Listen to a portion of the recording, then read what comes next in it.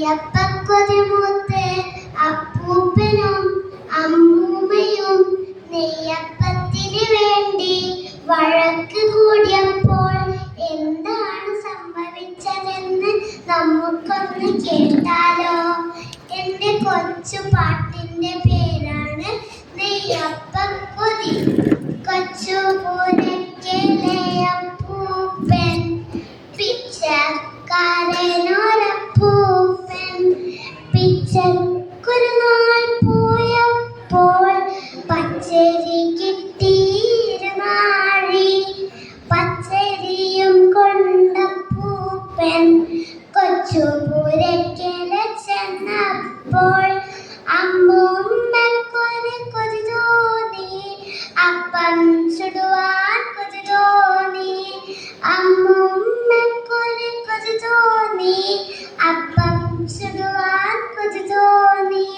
പച്ചരി വിധം കുത്തിയിട്ട് ശർക്കര ചേർത്തു കലക്കിയിട്ട് ചുടുപറക്കും മൂന്നപ്പം ചുട്ടു നിരത്തി അമ്മൂമ്മ. വായിൽ വെള്ളം നിറഞ്ഞപ്പോൾ ഉള്ളിലൊരാശ പെരുത്തപ്പോൾ കൊതിയൻ നമ്മുടെ അപ്പൂപ്പൻ കയ്യിലെടുത്തു രണ്ടപ്പം. അത് കണ്ടപ്പോൾ അമ്മൂമ്മയ്ക്ക് അരിശം മൂത്തു പെട്ടെന്ന്. ആര് പറഞ്ഞു രണ്ടപ്പം കയ്യിലെടുക്കാൻ മുമ്പിനെ? അപ്പണി കയ്യിലിരിക്കട്ടെ, അപ്പക്കൊതി മനസ്സിലിരിക്കട്ടെ. അമ്പടി കോതി കൊതിയെത്തി കുമ്പ കുലുക്കിത്തുള്ളാതെ എനിക്ക് വേണം രണ്ടപ്പം വിളിച്ചു കൂവി അപ്പൂപ്പൻ. തീപ്പുകയേറ്റതു ഞാനല്ലോ, അപ്പം ചുട്ടതു ഞാനല്ലോ, എനിക്ക് വേണം രണ്ടപ്പം വാശി പിടിച്ചു അമ്മൂമ്മ. അപ്പൂപ്പനൊരു തൊഴി കിട്ടി, അമ്മൂമ്മക്കൊരു കടി കിട്ടി.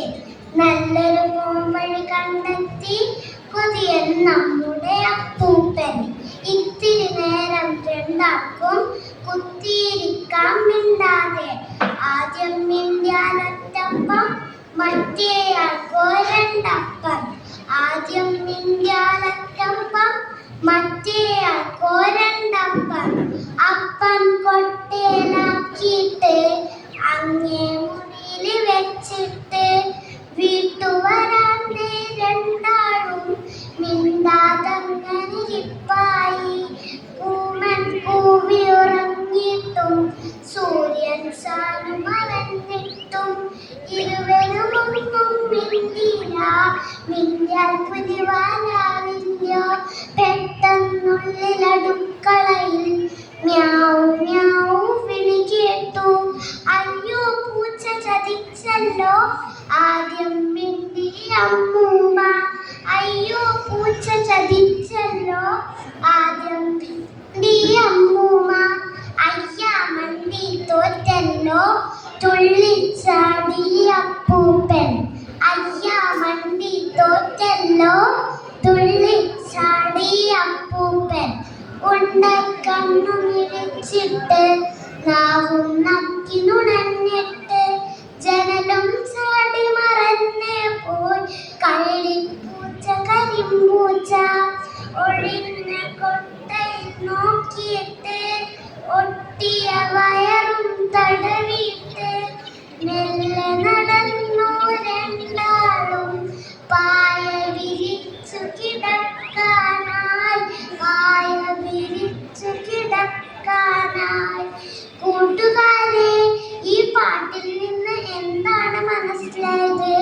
വാശി ഒരിക്കലും നന്നല്ല.